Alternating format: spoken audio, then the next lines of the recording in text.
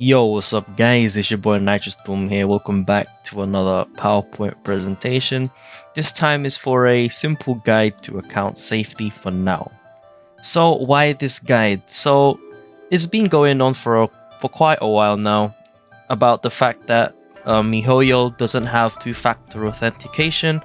There has been some little talk about it, but it doesn't seem to be happening anytime soon.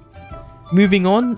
So this is from what I think how people usually get hacked on Genshin Impact. So it might be possible. I haven't seen any cases of it yet, but there's phishing. You can go Google what that means, but essentially it's when people try to imitate being a reputable company to try and get some valuable information out of you. You know, it's just simple cybersecurity stuff. Second one is scams. So that usually links with account trading. And then account sharing also, I mean, of course, if you trust the person, I guess, but you shouldn't be account sharing in the first place. And then last but not least is having a bad password. Unfortunately, the first four, that's mainly, up to you to take care of yourself when it comes to that. Because, I can't really be right next to you every time, for example, to let you know if something is not right or if it's shady. But the least I can do is help you with the bad password.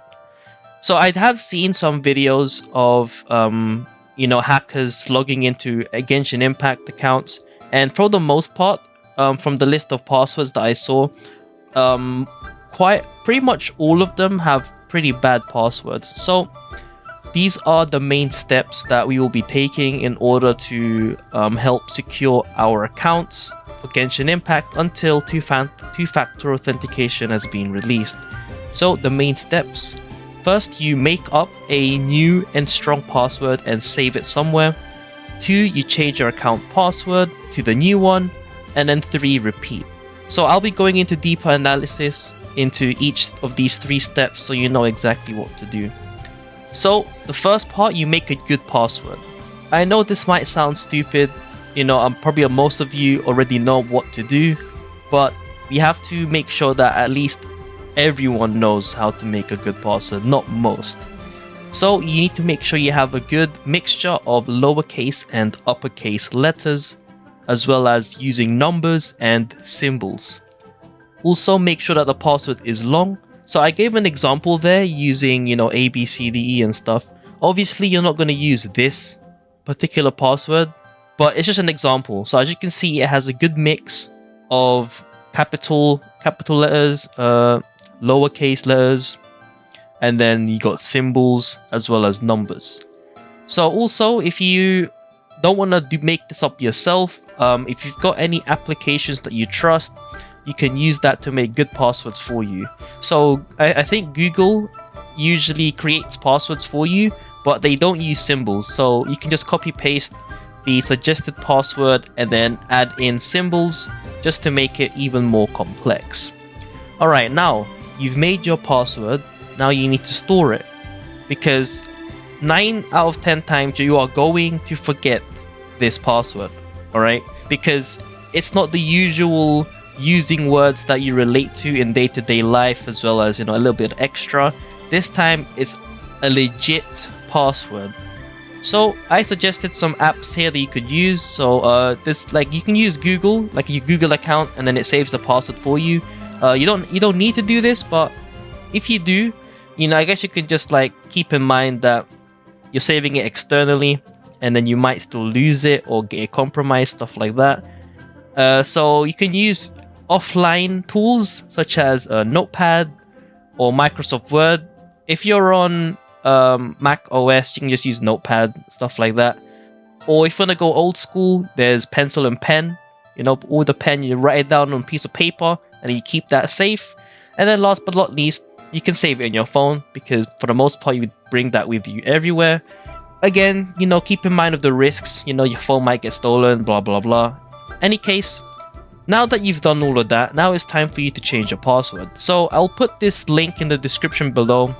But if you don't trust that link, due to phishing, you can always go to Google and type in Mihoyo login or Genshin Impact login, and then look for a URL that looks similar to account.mihoyo.com. This is their main website for Mihoyo accounts, so Genshin Impact, Honkai Impact, etc, etc. They all use Mihoyo accounts to log in if that's the method you choose. So after that, you log in with your Genshin Impact account, and then you go ahead and change your password to the password that you just created.